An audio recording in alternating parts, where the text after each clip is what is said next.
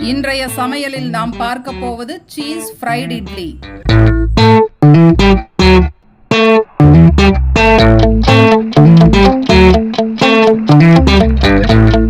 ஆரிய இட்லியை துண்டுகளாக நறுக்கி நன்கு காய்ந்த எண்ணெயில் போட்டு வறுத்து பொன்னிறமானவுடன் தனியாக எடுத்து வைத்துக் கொள்ளவும். பிறகு ஒரு வாணலியில் சிறிது எண்ணெய் ஊற்றி கடுகு தாளித்து வெங்காயம், இஞ்சி, பூண்டு, கருவேப்பிலை, தக்காளி சேர்த்து கூடவே மஞ்சள் தூள், மிளகாய் தூள், சீரகத்தூள், மல்லித்தூள், உப்பு சேர்த்து வதக்கவும். வதங்கியவுடன் பொரித்து வைத்துள்ள இட்லியுடன் சேர்த்து கலந்து சீஸ் துருவல் தூவி கொத்தமல்லி தழை சேர்த்தால் குழந்தைகளுக்கு பிடித்த டேஸ்டியான மொறு மொறு சீஸ் ஃப்ரைட் இட்லி ரெடி.